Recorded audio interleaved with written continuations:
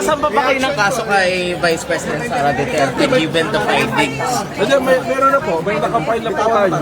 Just waiting for the resolution of the Department of So Justice. anytime po pwede natin siyang arestuhin.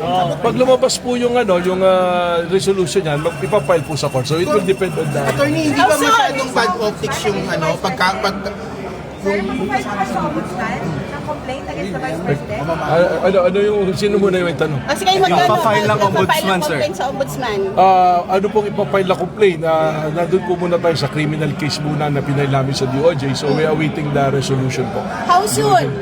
Well, depende po sa DOJ, but we are awaiting. We're praying na sana po lumabas na. Sir, di ba matagal na masyado bago maglabas ng resolution ng DOJ? Since last year pa na-file yung complaint, sir.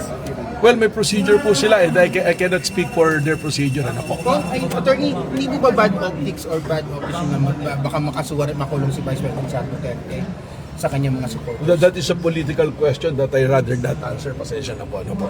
Gano'n po katiba yung mga ebidensya natin na against VP Sara for her to be arrested? Wala pa po tayo sa arrested. Yung kailangan po muna, may resolution po yung Department of Justice. And narinig nyo naman po kanina, we base it on resolution, Memorandum Circular number 20 ng DOJ that there is a reasonable certainty of conviction pag ipinail sa court. Yun na po yung standard na sinunod po natin. Sir, legal opinion nyo, pwede bang makasuhan ng isang incumbent Vice President? Yes po, it was already settled in the case of Binay versus Carpio Morales.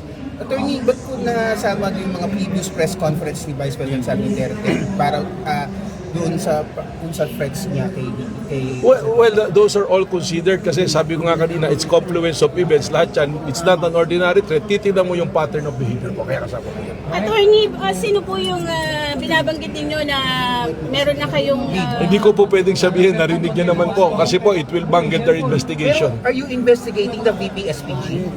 Hindi po particularly BTSPG, pero sinasabi ko po rito, we are already identified the individuals. Pero member po ng AFP.